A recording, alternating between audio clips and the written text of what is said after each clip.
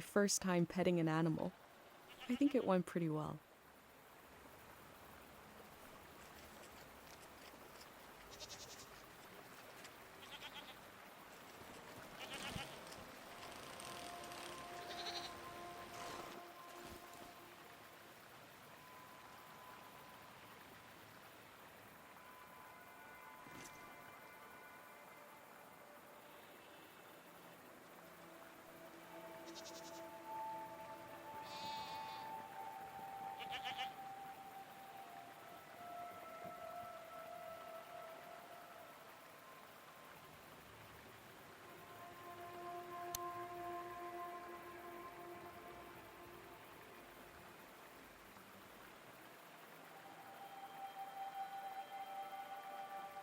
We learned about old technology in school, but not much about animals.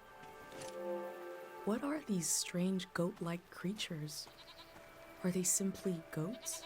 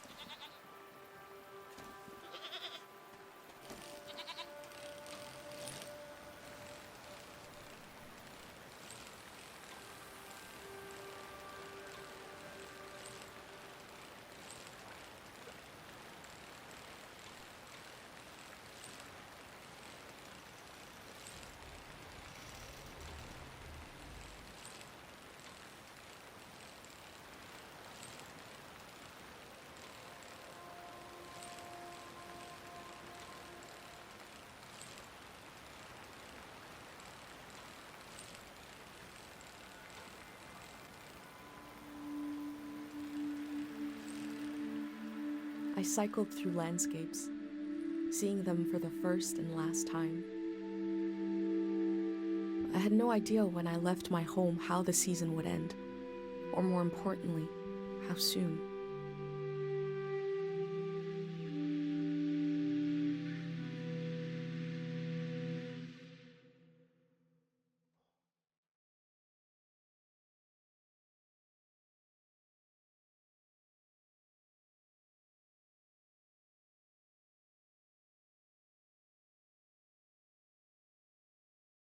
On a cold, damp day, I feel true loneliness for the first time. Nobody could have described with words how big this world is, how it goes and goes. I passed through it, where others passed before me.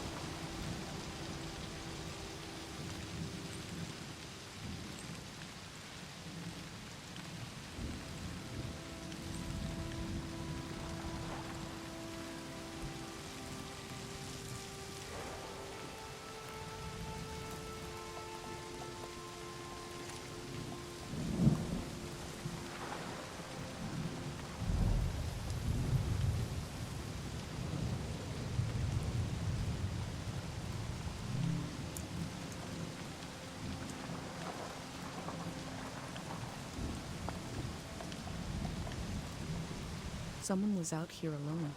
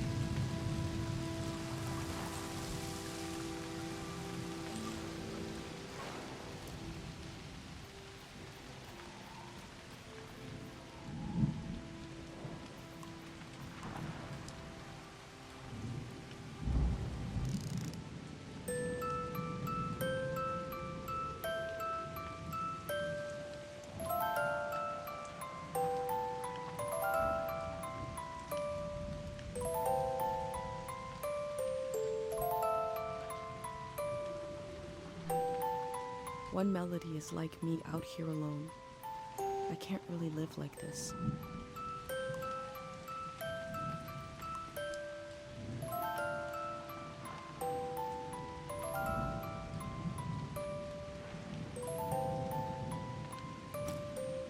They kept themselves company with music.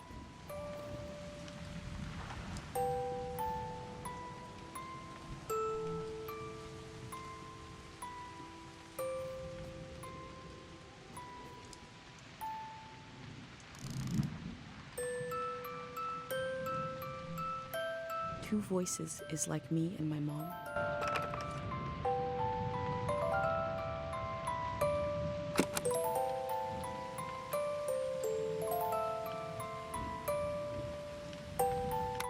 I have a feeling they use these music boxes to fall asleep.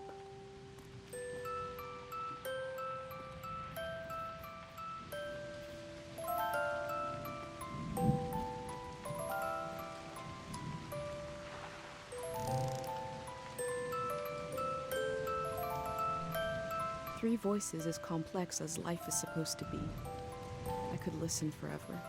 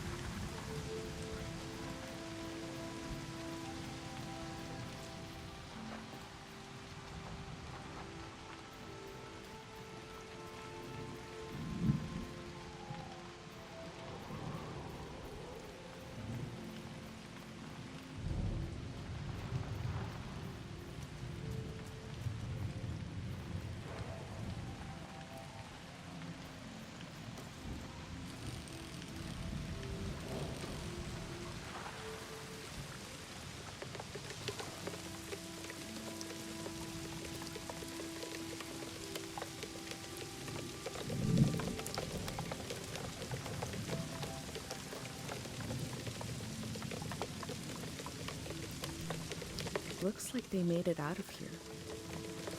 But what is this group?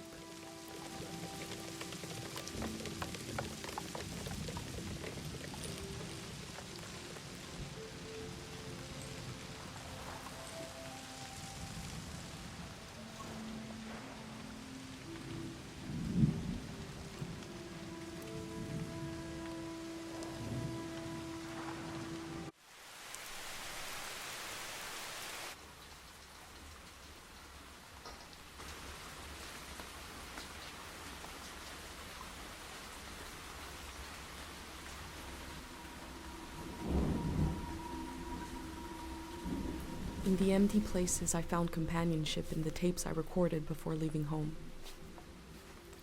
The elder told me the story of her life.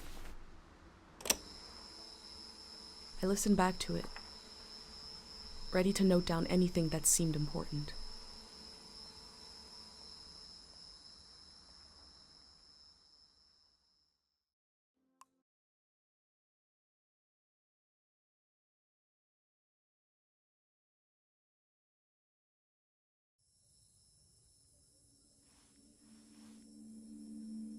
Let's set the scene for the listener,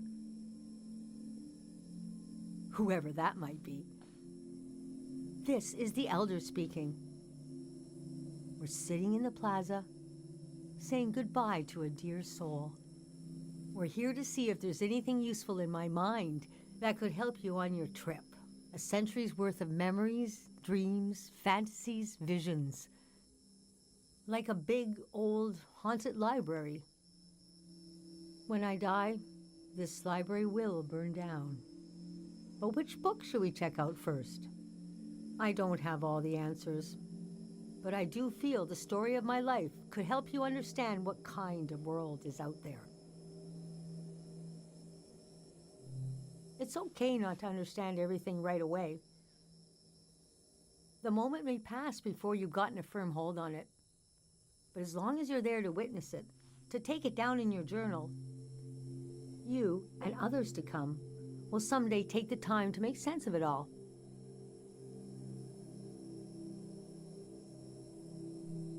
First, I got old. That's an important step.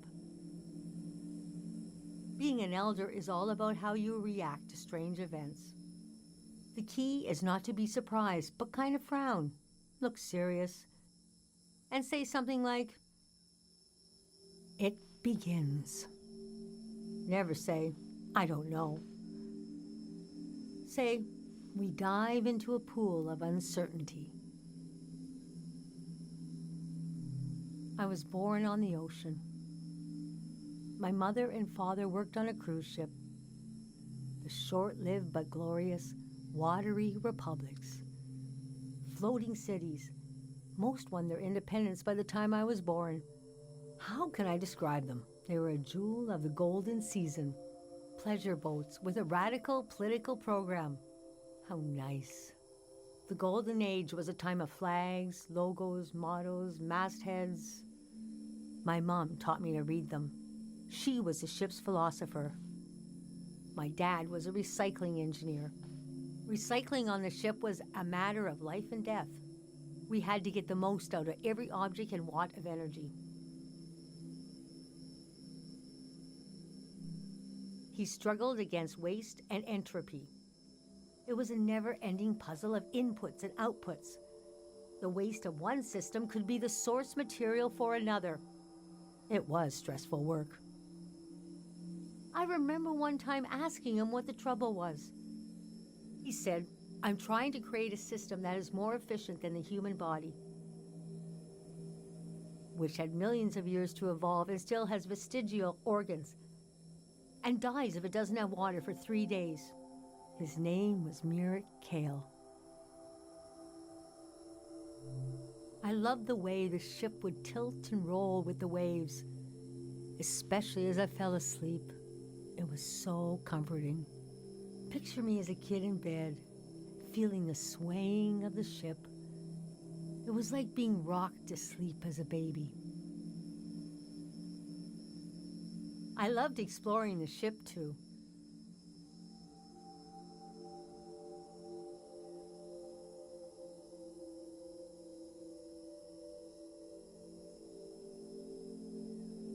wandering through the suites, the swimming pool, the game rooms, and oh, there were two dance halls, a large, elegant one and another one in the basement. A lot of my firsts were down there, my first dance, my first kiss, and so forth. Our ship was taken over in the early days of the war.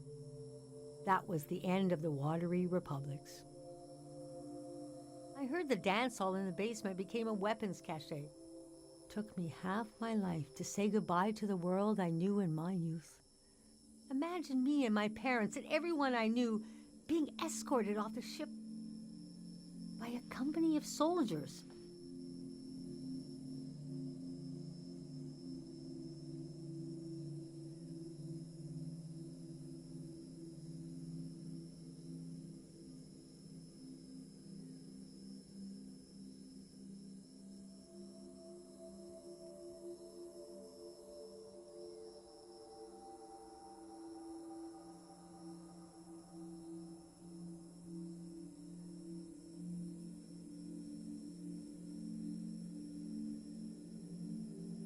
And I'm thinking, I hope they don't make a mess of my room.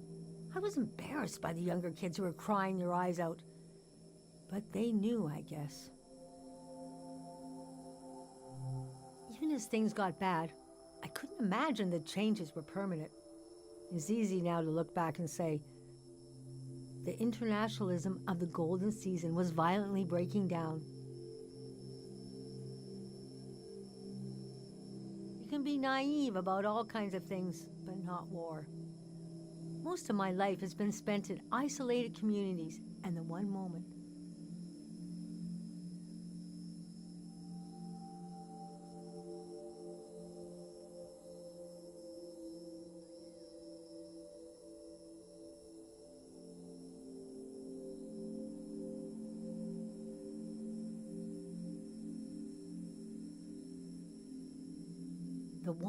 I was in the wild world. You couldn't pick a more chaotic time. And we had been warned this season was going to end. Oh, but we didn't understand the warning. You see, one night along a coastline we saw beautiful lights shimmering above the water.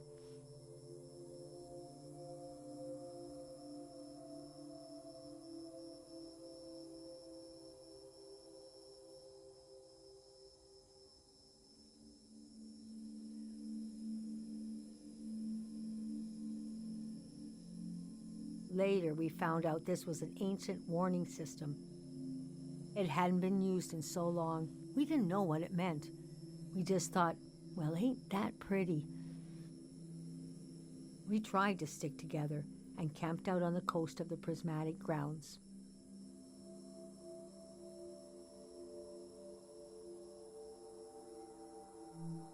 I thought it was all temporary.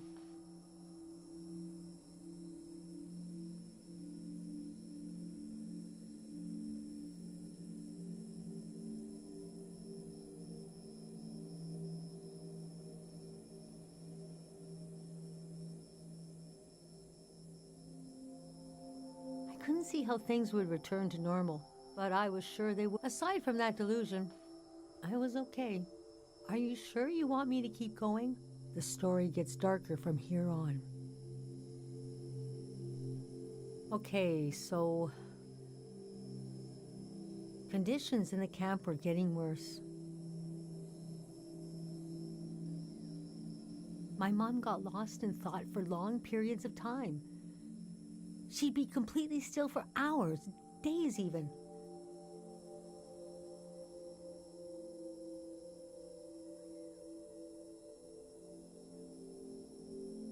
We realized she caught, well, now we call it time misperception disorder. It's when you lose your ability to tell how much time is passing. A minute can feel like an hour. A day can pass in 10 seconds.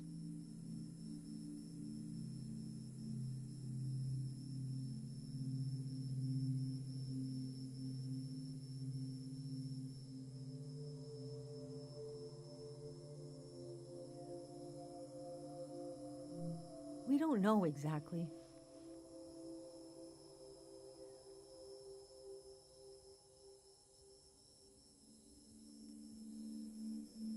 Our consciousness is delicate.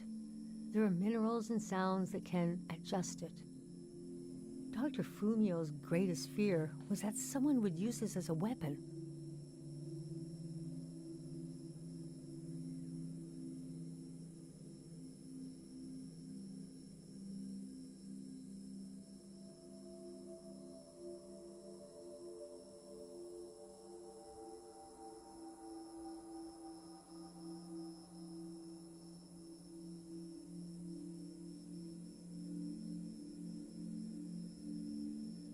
We heard about a traveling doctor who could cure these kinds of diseases. I decided to go find him. I found out his name was Dr. Fumio, and he traveled with his son Lucio.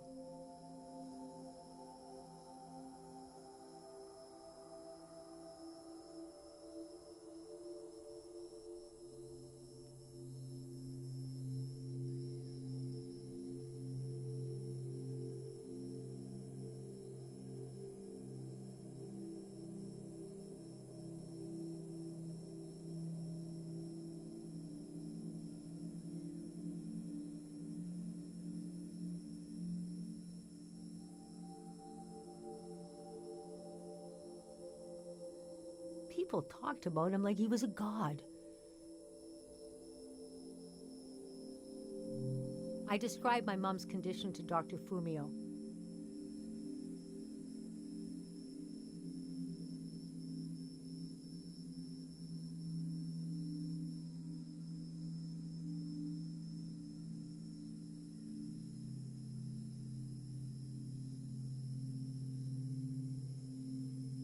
He said there was no cure yet, but there was a village high in the mountains.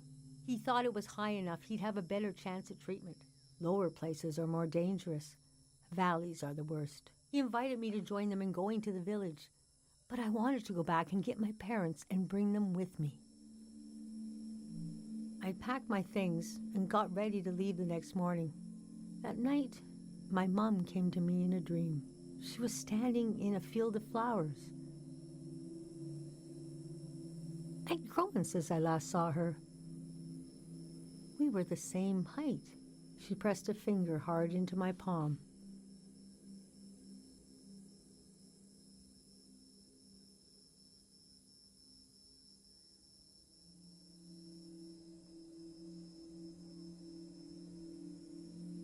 She taught me well. I knew the meaning of the gesture. I knew no matter what I did, I'd never see my parents again.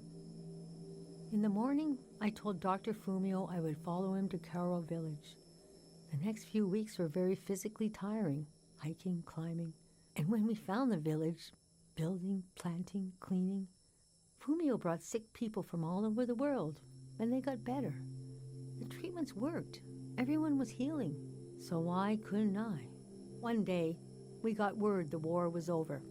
We never found out how it ended. It was like peace just swept over the earth in a split second. There was a party in the plaza to celebrate the end of the war, but I couldn't bring myself to go.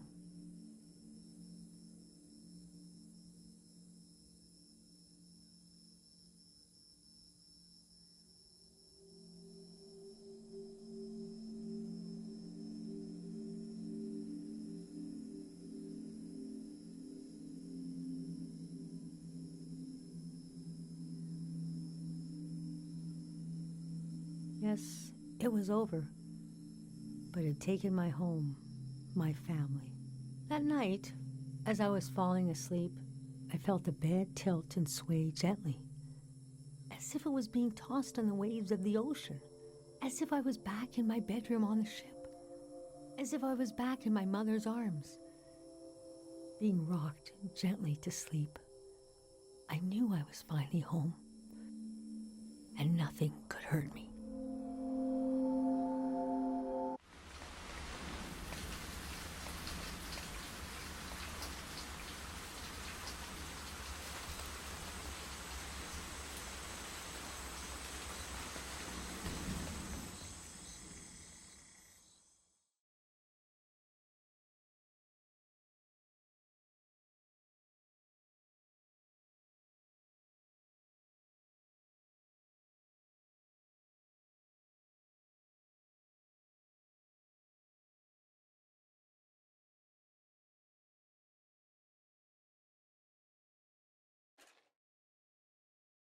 I imagined coming upon a place as hidden and singular as my own village. Eventually, I found myself circling a valley, looking for a way in.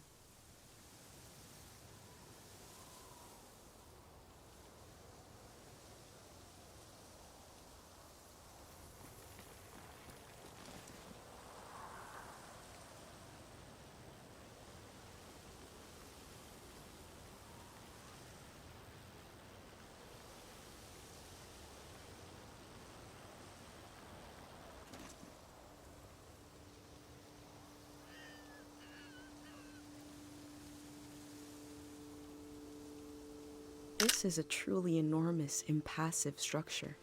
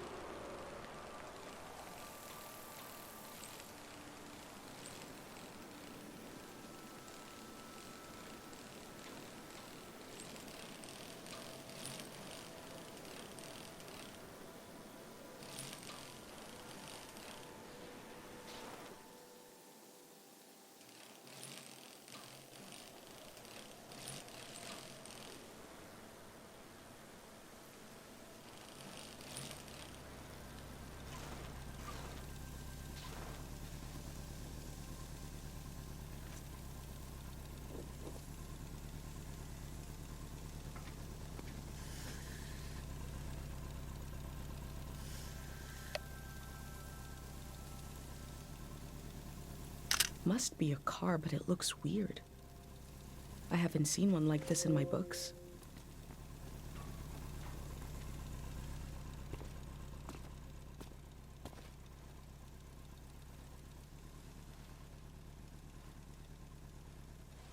Oh.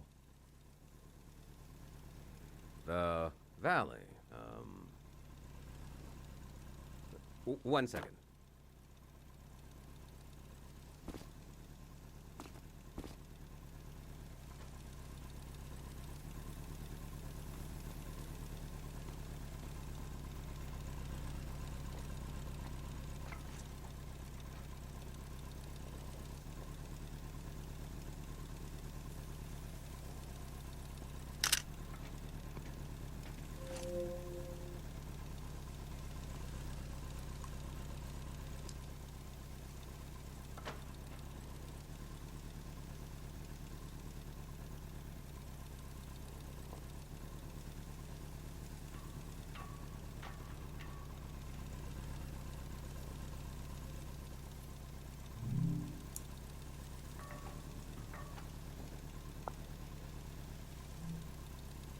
I'm not the first to do this, just the first in a long time. Is that a strotophob? What are they called? What is it?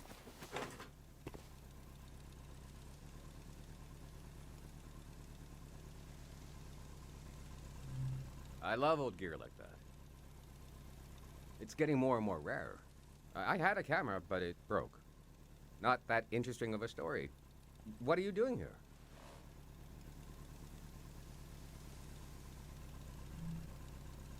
It is some moment we got going here. But I don't want to talk your ear off. What kind of stuff are you recording?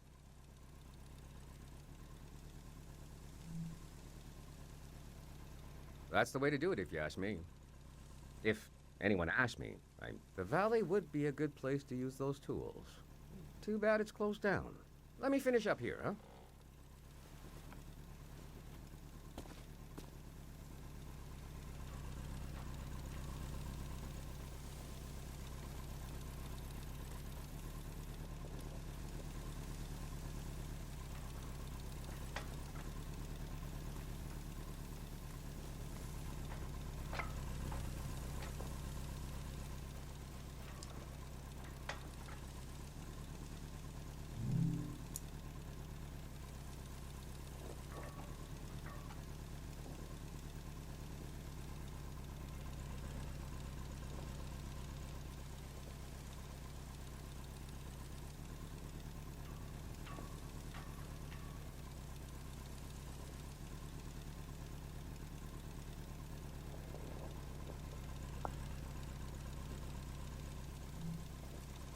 I'll think about what kind of visitor I want to be. Hey.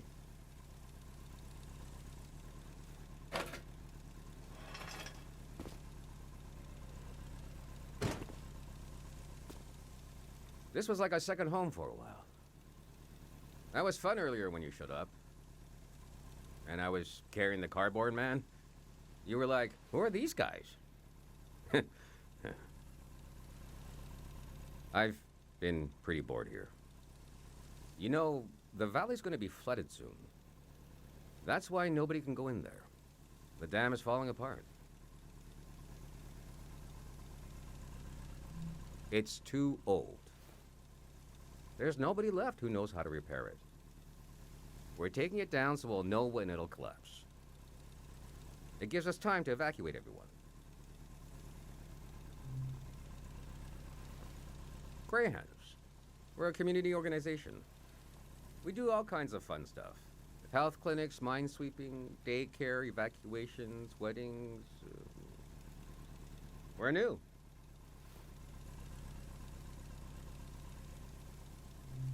It was supposed to be because we're helpful yet neutral. We took a vote and decided to change the name, though. We want something more friendly sounding. I'm excited to find out what it will be. We're trying to get new things going. But it's hard. The past really has a tight grip on people. Doesn't feel like a fair fight. So we're trying to, well... Anyway. It's funny. I stood guard here for a week. And I've only seen greyhounds like myself. And valley people on their way out. But now I see you, and you're like a... new element, or something. I've never met anyone doing what you're doing. And we greyhounds gotta support new things. So... I'm not supposed to let anyone in. How can I? Jeez. I think you should go down into the valley and take a look. Gotta try something here.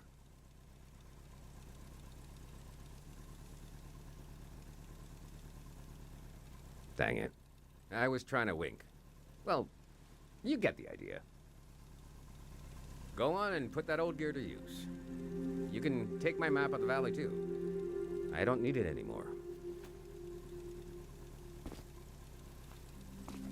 I'll be down to pick everyone up around midnight. See you then.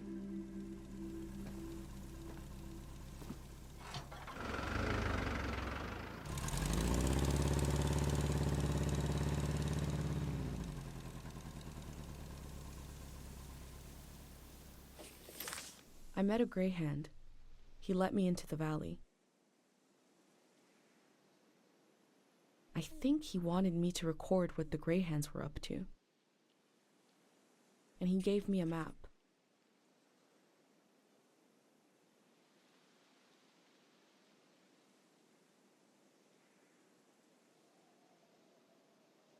The assembly point seemed like a good place to start.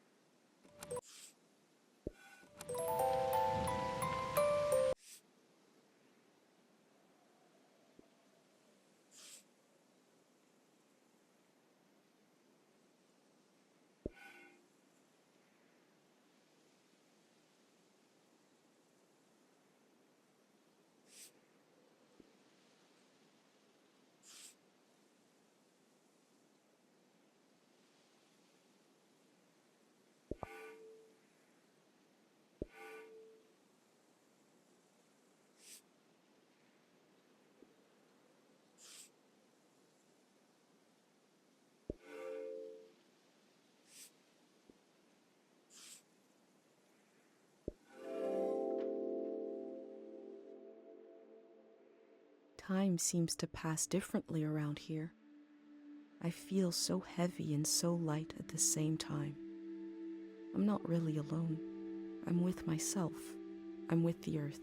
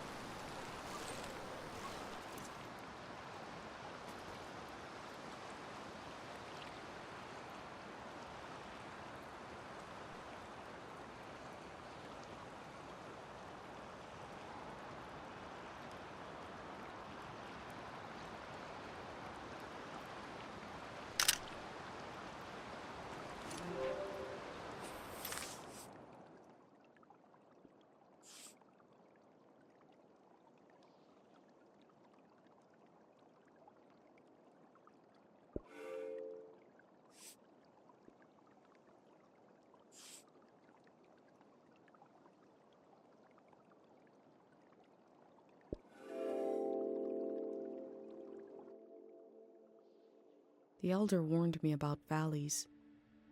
She said they were dangerous. I feel a dulcet tension in the air. I enter to see the moment between seasons.